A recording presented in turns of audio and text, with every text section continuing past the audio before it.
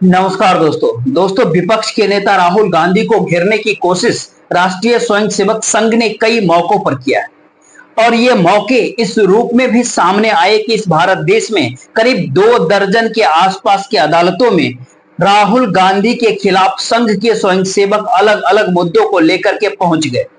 और विपक्ष के नेता राहुल गांधी ने भी स्वयंसेवकों को या फिर कहे राष्ट्रीय स्वयंसेवक संघ यानी आरएसएस को हर मौके के ऊपर कटघरे में खड़ा करने की कोशिश जरूर किया। ये टकराव दरअसल विचारधारा से आगे का टकराव होता है। ये एक ऐसा टकराव है जिसके भीतर संघ की उत्पत्ति और उनकी वजहों से इस भारत देश की राजनीतिक व्यवस्था और उसकी सामाजिक परिस्थितियों को प्रभावित अपने अनुकूल बना करके करने की कोशिश जो आरएसएस ने किया, उसके सीधी चोट उसके ऊपर राहुल गांधी ने कई मौकों पर की है। और राहुल गांधी ने जब जब विचारधारा के तौर पर कहे या फिर आरएसएस के एजेंडे को जब सियासी तौर पर आड़े हाथों लिया तो आरएसएस भी पीछे नहीं हटी और उसके स्वयं सेवकों ने बाकायदा मानहानि का मुकदमा वह भी आरएसएस को लेकर के इस भारत देश के अलग अलग अदालतों के भीतर ठोक दिया। वर्तमान समय में जो हमने जानकारी इकट्ठा किया उसके भीतर जो आरएसएस के जो केस किया गया वो करीब महाराष्ट्र के पर भिवंडी में, बांद्रा में और ठाणे में चल रहा है। जो आरएसएस के स्वयंसेवक द्वारा जो राहुल गांधी के ऊपर केस दर्ज करवाया वो दरअसल राहुल गांधी आरएसएस के खिलाफ जिस तरीके से बोलते हैं वह उनके मानहानि है, तो इसीलिए उन्होंने अदालत का दरवाजा खटखटाया। इसके अलावा सावरकर को लेकर के भी पुणे और लखनऊ के भीतर राहुल गांधी के खिलाफ केस दर्ज कर दिया गया। और इससे हट करके यदि बात करें प्रधानमंत्री नरेंद्र मोदी और उसके भीतर भी मोदी शब्द को लेकर के और अमित शाह को लेकर के भी करीब 16 केस एफआईआर इस देश के अलग अलग अदालतों के भीतर राहुल गांधी के ऊपर चल रहा है। यानी ये कहे कि विपक्ष के नेता राहुल गांधी को घेर करके राजनीतिक तौर पर उसे ध्वस्त करने की खूब कोशिश इस भारत देश के भीतर संघ ने की है। और संघ की विचारधारा इस भारत देश के भीतर नफरत की लकीर को खींचती है, देश के आम लोगों को बांटती है और भारत देश की राजनीतिक व्यवस्था के भीतर उसने जो कोई भी पाठ सियासी तौर पर सामाजिक और सांस्कृतिक संगठन खुद को कह करके इस भारत देश के भीतर स्वयं सेवकों को बढ़ाया, जो जनसंघ से लेकर के भारतीय जनता पार्टी तक में शामिल हुए, उसके भीतर सीधी चोट राहुल गांधी ने भी बार बार किया है। लेकिन यह एक रेफरेंस भर है। आज आपसे सवाल बिल्कुल हट करके है, क्योंकि 100 साल की आरएसएस की यात्रा 2025 यानी ये कहे अगले साल संघ की 100 वर्ष पूरी हो जाएगी। इन 100 वर्षों के दौर में आरएसएस संघ लगातार हिंदू राष्ट्र, हिंदुत्व या जिन मंदिरों के आश्रय आस्थाओं को जोड़ते हुए भारत देश की राजनीति को प्रभावित करने का जो कुछ भी जिक्र आरएसएस ने संघ ने जब तक किया है वो पूरी की पूरी धारा केरल के मलक्कर में हुए समन्वय बैठक के भीतर एक ही झटके के भीतर राहुल गांधी के नाम के साथ उभर करके सामने आ गई। और उसके भीतर हिंदुत्व का सवाल नहीं था, उसके भीतर जिक्र जाति जनगणना का था, कास्ट सेंसस का था, जाति के आधार पर भारत देश की राजनीति को गोलबंदी की नई दिशा का था। और इस पूरे दिशा के भीतर भारतीय जनता पार्टी के साथ खड़े राजनीतिक दल जो एनडीए गठबंधन के सहयोगी हैं वह भी जाति के आधार की राजनीति से हट करके सोचने को इस दौर में तैयार ही नहीं है। यहां तक कि कहे खुद भारतीय जनता पार्टी और उसकी अगुवाई करने वाले प्रधानमंत्री नरेंद्र मोदी और अमित शाह,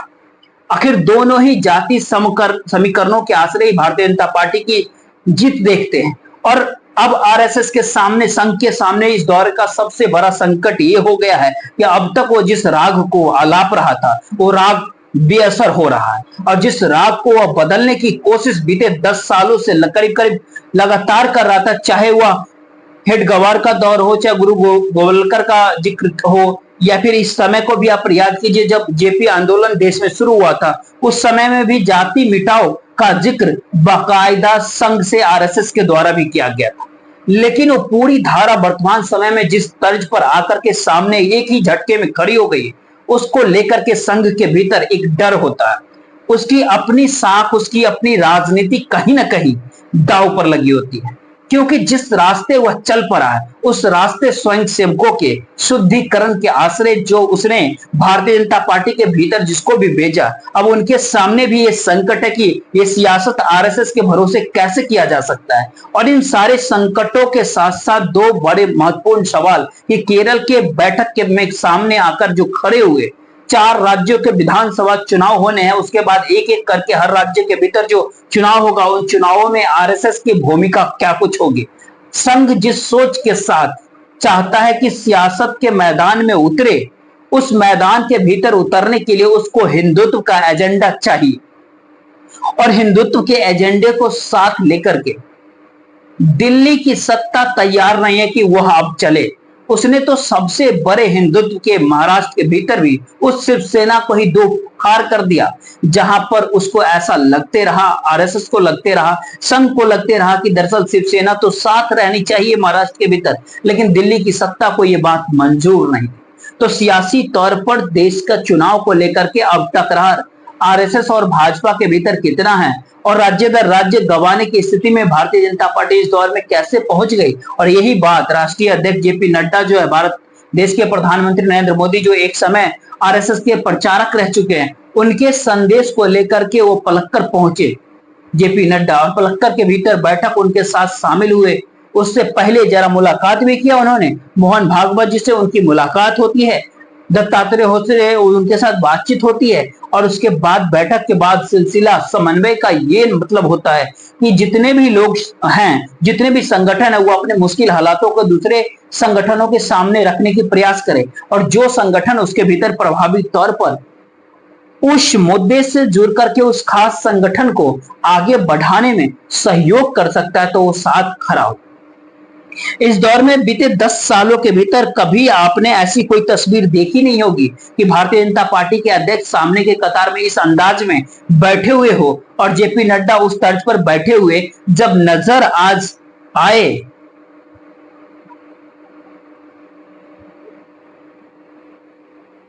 तो ये सवाल बड़ा हो गया कि आखिर भारतीय जनता पार्टी जो चाहती है वो संघ चाहती नहीं है और संघ जो कुछ भी चाहती है उसके सामने सबसे बड़ी बाधा, यूं कहे रुकावट, मौजूदा वक्त की वो राजनीतिक दीवार है जिसको विपक्ष के नेता राहुल गांधी ने खड़ा कर दिया। और राहुल गांधी जिस अंदाज में और कांग्रेस इस भारत देश के अलग अलग राज्यों के भीतर अपने संगठन के आश्रय जितनी मजबूत है उसके भीतर वह दूसरे राजनीतिक दलों की तुलना में कहीं ज्यादा न केवल मजबूत है बल्कि ये कहे कि आरएसएस को भी चुनौती देने की स्थिति में। और इस दीवार को तोड़ा कैसे जाए, क्योंकि खुद आरएसएस का अपना अतीत, उनका अपना कार्य कहता है कि वह जाति या फिर आरक्षण को लेकर के कभी भी अस्थायी भाव में नहीं रहे। क्योंकि इससे पहले जब कभी भी अखिल भारतीय प्रतिनिधि सभा आरएसएस की हुई उसके भीतर आपको एक बात जान लीजिए कि मार्च 1981 का वो दौर आरक्षण को लेकर चिंतन हुआ, उसके भीतर खुलेआम खुले तौर पर संघ ने कहा आरक्षण अस्थायी व्यवस्था नहीं हो सकती है, इन बैसाखियों का आधार यथाशीघ्र समाप्त होना चाहिए, यथाशीघ्र, तथा इस व्यवस्था के कारण योग्यता और कार्य क्षमता की हानि नहीं होनी चाहिए। और उन्होंने तमाम स्वयंसेवकों से लेकर के 1981 के भीतर भारतीय जनता पार्टी की परिस्थितियों के साथ ये बात जोड़ने की कोशिश किया कि आपको कैसे काम करना है और हिंदुत्व के उस रास्ते के ऊपर चलना है जिसके भीतर हर कोई खुद को हिंदू मान ले। और शायद इसीलिए 1988, जी हाँ, वो तारीख 9-10 जुलाई अखिल भारतीय कार्यकारी मंडल बेंगलुरु के भीतर हुआ और उसमें उन्होंने संघ ने बहुत साफ तौर पे कहा कि दरअसल हिंदुत्व से हट करके इस देश में कुछ भी नहीं और जो भारत का समाज अलग अलग जाति समुदाय के आधार पर जो बांटा जा रहा है उससे करीब करीब हिंदुओं का नुकसान ही होगा और हिंदुओं को एकजुटता के साथ खड़े होना है और संपूर्ण हिंदू समाज का आह्वान किया गया और ये कहा गया कि किस तरीके से स्वयंसेवकों को काम करना है जिससे इस देश के हिंदू समाज को बांटने वाली प्रक्रिया, चाहे वह जाति के आधार पर हो या फिर ऊंच नीच के आधार पर हो, छुआछूत के आधार पर हो या फिर ये कहे कि इन तमाम परिस्थितियों के भीतर पिछड़ा और अग्रे के सवाल के साथ जुड़े हुए आपको इन सारे बातों को दूर करना है। यानी एक अतीत के आश्रय, उस अतीत के आश्रय किस प्रकार से आरएसएस को काम करना है। अब सवाल मौजूदा वक्त में यह है कि जब अब केरल के पलक्कड़ में ये बैठक की शुरुआत हुई, तो उस बैठक के बाद यही सबसे बड़ा सवाल उभरा कि अब तो कांग्रेस को उस राजनीति को साध रही है। कांग्रेस जिस राजनीति से वह बीपी सिंह के दौर में और मंडल कमीशन जब इस देश में लागू हुआ था उस दौर में उसने खुद को अलग रखा था, और कमंडल और मंदिर की सोच को जिस तर्ज पर भारतीय जनता पार्टी ने आगे बढ़ाया उसमें उसको धीरे धीरे सफलता मिलती गई और आरएसएस एकजुट हो गई। लेकिन पहली बार केरल के पलक्कड़ के भीतर यह सवाल बहुत बड़ा हो गया कि अगर जाति जनगणना और जाति के आधार पर भारत के देश की राजनीति के भीतर सत्ता मिलने की स्थितियां यदि बलवती होती जा रही है, तो ऐसे में आपके सामने रास्ता क्या बचेगा। और यहीं पर एक सवाल केवल 4 राज्यों के विधानसभा चुनाव के लेकर के नहीं, बल्कि ये कह कि भारतीय जनता पार्टी के राष्ट्रीय अध्यक्ष को लेकर के भी फंस गया। और ये भी मैसेज दिल्ली से ये मैसेज लेकर के जेपी नड्डा गए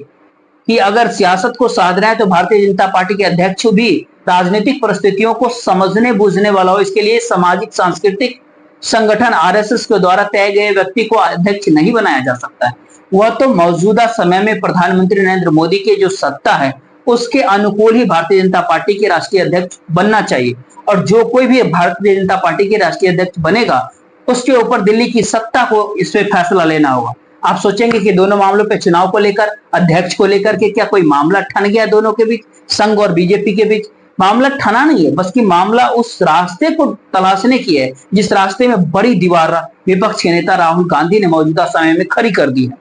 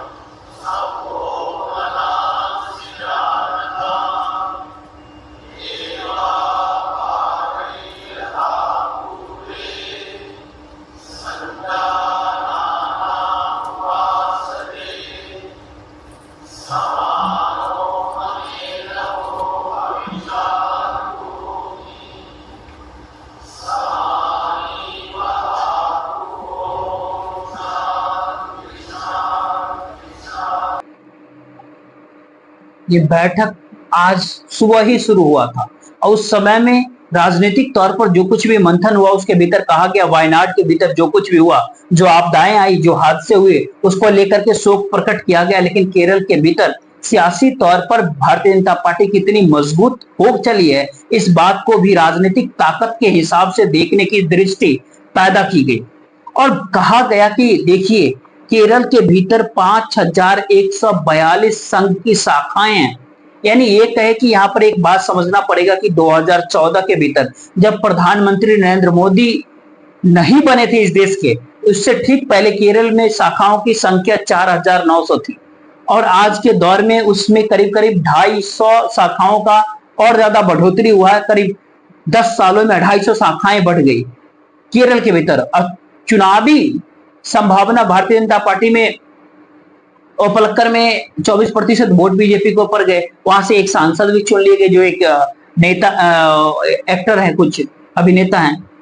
2024 में ये वोट करीब करीब जो 16.8% मिला भारतीय जनता पार्टी को। तो केरल जैसे वामपंथी राजनीतिक जमीन पर भी राजनीतिक तौर पर प्रधानमंत्री नरेंद्र मोदी जो सेंधमारी कर सकते हैं, तो इस भारत देश की राजनीति के भीतर कहीं ना कहीं संघ के स्वयंसेवकों को, यूं कहें आरएसएस को साथ चलना होगा। और संघ के स्वयंसेवक इस दौर में कैसे साथ चले और उनका पूरा का पूरा अपना अध्ययन जो 100 सालों का है, जिसके भीतर वह हिंदू राष्ट्र और जाति समीकरण और आरक्षण से हट करके इस भारत देश के समाज को एक दिशा में और एक तरीके से देखना चाहते थे, उससे हट करके यदि दिल्ली के भीतर बैठी हुई राजनीतिक सत्ता की सोच है, तो फिर ऐसे में ये लड़ाई अब कैसे लड़नी पड़ेगी। और इस लड़ाई के भीतर दिल्ली की मौजूदा सत्ता को आरएसएस का, संघ का पूरा सहयोग चाहिए। और आरएसएस के सामने ये मुश्किल है कि राहुल गांधी के द्वारा उठाए गए मुद्दों की काट संघ के पास फिलहाल कुछ भी नहीं है, क्योंकि वह मुद्दे उन तमाम दूसरे राजनीतिक पार्टियों के लिए ऑक्सीजन का काम करता है जो इस दौर में भूल गए थे। और भूली हुई परिस्थिति के भीतर बार बार इस हिंदुत्व का जिक्र करके 2014 के बाद की परिस्थितियों में उत्तर प्रदेश की 2 बार जीत गए उत्तर प्रदेश को, 2017 के विधानसभा चुनाव में भी, 2022 के विधानसभा चुनाव। ये परिस्थिति आज के दौर में मध्य प्रदेश के भीतर भी है। ये परिस्थिति अब बनाने की कोशिश राजस्थान और छत्तीसगढ़ के भीतर भी है। यही परिस्थितियों को बनाने की दिशा में कर्नाटक में भी आगे बढ़े थे, लेकिन कर्नाटक में भी जिस हिसाब से भारतीय जनता पार्टी को सामने कांग्रेस ने राजनीतिक साधी, उसने बजरंग दल को बजरंग बली से जोड़ना भी भारतीय जनता पार्टी और आरएसएस के अनुकूल वहां पर हो नहीं पाया कर्नाटक के भीतर। यानी ये कहे कि पहली बार चुनौती संघ के सामने दो तरफा खड़ी हो चली। पहली बड़ी एक कहानी तो ये होती है कि हिंदुत्व और दूसरी तरफ जाति समीकरण, हिंदुत्व और कास्ट सेंसस, यानी दोनों परिस्थितियों पे कैसे एक साथ चले। और हिंदुत्व का परिस्थिति जिक्र करते ही जाति समीकरण भारतीय जनता पार्टी के खिलाफ इस देश में हो जाती, तो सत्ता आपके हाथ में रहेगी नहीं, सत्ता हर हाल में रहनी चाहिए। यही मंत्र पलक्कर के भीतर से निकालने की कोशिश की जा रही है। और सवाल ऐसे में आरएसएस के स्वयंसेवक अब ये बात उठाने लगे कि बीते 10 सालों के भीतर आरएसएस और उससे जुड़े हुए तमाम संगठनों को दिल्ली से हाँका गया, कमजोर किया गया, उनके मुद्दों का दरकिनार किया गया। और आज जब समन्वय बैठक के भीतर ये सवाल उठे कि इस भारत देश के किसान किसके साथ खड़े होंगे, तो किसान संघ कहीं नहीं। इस भारत देश के मजदूरों का सवाल अगर आएगा तो भारतीय मजदूर संघ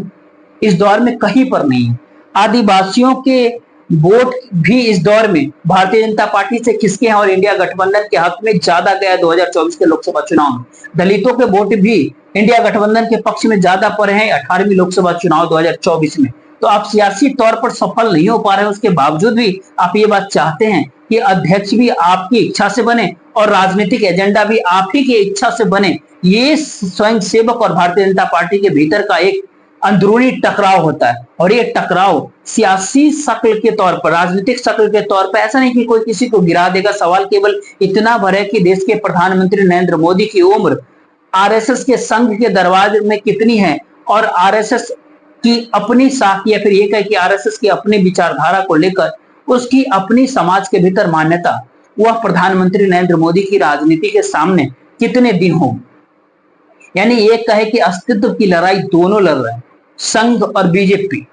यानी इस दौर में विपक्ष के नेता राहुल गांधी का जिक्र या उनके द्वारा उठाए गए सवालों का जिक्र भी हो जाएगा। ये कल्पना केवल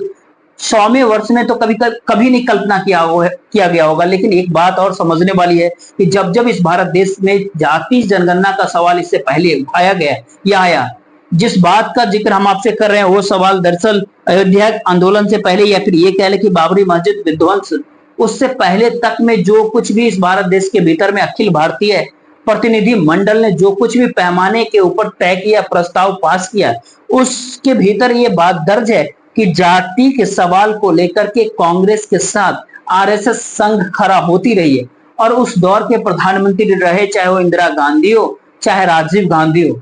उनके पक्ष में आरएसएस के भीतर से आवाज निकली और उन्होंने कहा कि इस रास्ते के ऊपर स्वयंसेवकों को चलना चाहिए। लेकिन यह एक एहसास किसी को उस समय नहीं था कि कांग्रेस सियासी तौर पर 180 डिग्री में इस समाज के भीतर के उस नब्ज को पकड़ लेगी, जो नब्ज प्रधानमंत्री नरेंद्र मोदी के कॉर्पोरेट प्रेम और कॉर्पोरेट के सिस्टम को भी डिगा रही है, और जो नब्ज इस भारत देश के भीतर में हिंदू राष्ट्र, हिंदुत्व की सोच, उसको भी कहीं ना कहीं डिगा रही है। और कास्ट कॉम्बिनेशन ने इस भारत देश के भीतर पहली बार जो काम वामपंथी नहीं कर पाए, वो उसके भीतर भी एक बात कहते हैं कि नए करंट के तौर पर जाति जनगणना और कास्ट सेंसस, इन सारे बातों को लेकर के आज सवाल खड़े हो गए। ऐसे में अब रास्ता क्या बचता है, ये सवाल शायद मौजूदा वक्त में संघ के लिए बहुत बड़ा हो चला है। और शायद इसीलिए संघ के सामने 10 ऐसे बड़े बड़े मुद्दे जो पहली बार आकर खड़े हो गए हैं, जहां पर उनको ऐसा लगने लगा है कि उनका अपना अस्तित्व मौजूदा वक्त में बचेगा या फिर नहीं बचेगा। अस्तित्व का कहने का मतलब उस साख से, उस क्रेडिबिलिटी से है जो कि 100वें साल में जश्न तो न मनाएंगे, उसको केवल सरसंचालक मोहन भागवत ये बात कह चुके हैं। लेकिन जो भागीदारी अलग अलग संगठनों की है, उन संगठनों की जरूरत कितनी और किस रूप में है, ये सारे सवाल पहली बार भारत देश के भीतर संघ को डरा रहा है। इस भारत देश के भीतर में हिंदुत्व की धारणा को कैसे प्रचारित और प्रसारित अब किया जाए मौजूदा वक्त में, जब इस भारत देश के भीतर सोशल इंजीनियरिंग कास्ट के नाम पर चलती है। वही अगला सवाल, क्या इस भारत देश के भीतर में देश के किसानों के साथ तो हमेशा से आरएसएस खड़ी रहती थी और किसान संघ ने इस क्षेत्र में सफलता भी पाई, लेकिन मौजूदा वक्त में लगातार किसानों के आंदोलन से किसान संघ दूर हो गया और यहां तक कि आज के समय भी जब शंभू बॉर्डर पर 200 दिनों के पूरे हुए आंदोलन के भीतर पंचायत यदि बैठती है तो दूर दूर तक संघ का कोई भी बंदा किसानों के साथ भागीदारी में नजर नहीं आता है। तो ऐसे संगठन की अब जरूरत इस देश के भीतर कैसे जरूरत पड़ेगी या दोबारा से जीवित कैसे किया जाए। वहीं अगला सवाल कि इस देश में विश्व हिंदू परिषद, अगर उसकी महत्ता इस देश में राजनीतिक तौर पर है, खुद राजनीतिक सत्ता ने अपने आप को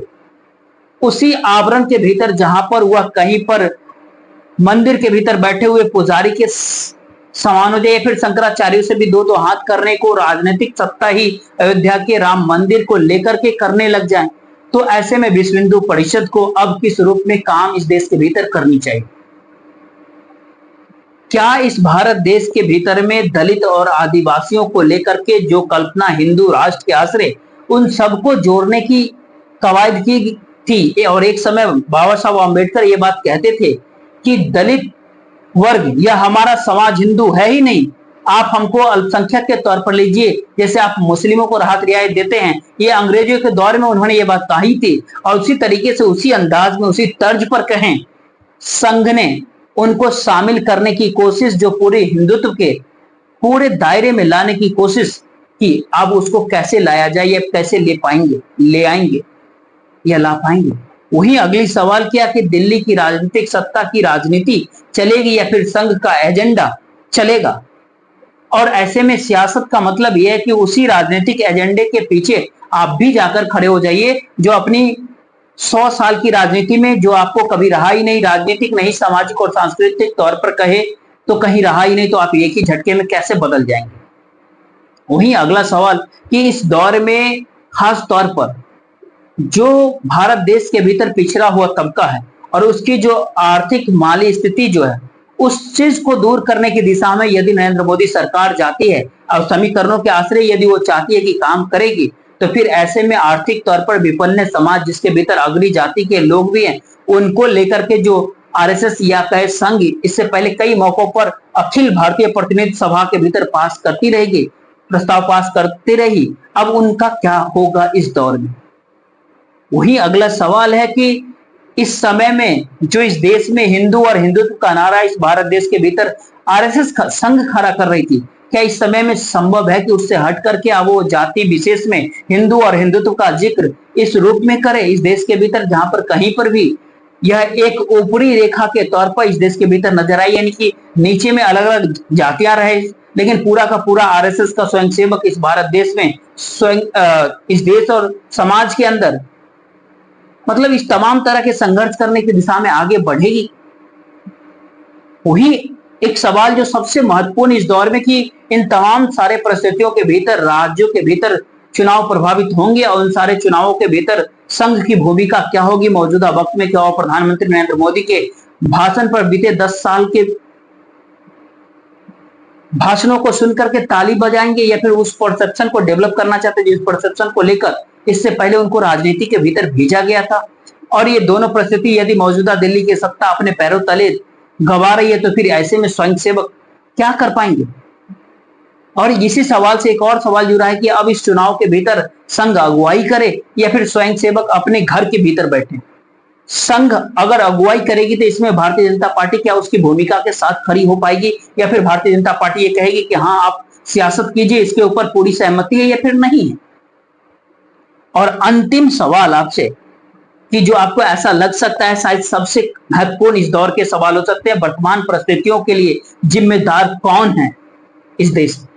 क्या प्रधानमंत्री नरेंद्र मोदी हैं जिन्होंने अपनी सियासत और उस सत्ता के लिए इस भारत देश के भीतर में संघ की समूची साख जो थी, सियासत नहीं बल्कि सामाजिक और सांस्कृतिक साख जो संघ ने बनाई थी इस देश के भीतर, वो खत्म हो गया और लगने लगा भारतीय जनता पार्टी को भी कि अगर प्रधानमंत्री नरेंद्र मोदी हारे तो इस दौर में हर कोई हार गया। कि जब जब वो लगा तो वो है, जब तक वो मौजूद है तब तक सभी जीत रहे हैं, लेकिन वो हारे तो सब हार जाएंगे। क्या मौजूदा परिस्थिति में इस तरह की बात है और इस तरह की समन्वय बनाने की जरूरत क्या मौजूदा वक्त में आ रही? इन सारे सवालों का जवाब अगले 2-3 दिनों में आपको मिल जाएगा। 2 तारीख की शाम या 3 की सुबह आपको ये बात स्पष्ट हो जाएगा कि परिस्थितियां क्या है। और परिस्थितियां मौजूदा वक्त में भाजपा को डरा रही है, आरएसएस को डरा रही है। 100 सालों की पूरी यात्रा और सामने विपक्ष के नेता राहुल गांधी के द्वारा खड़ा किया गया दीवार आपस में बीजेपी और संघ को टकरा रही है या दोनों को डरा रही है? फिलहाल इस वीडियो को ज्यादा से ज्यादा लोग तक शेयर कर दीजिए, वीडियो को लाइक कर लीजिए, चैनल को सब्सक्राइब जरूर कीजिएगा।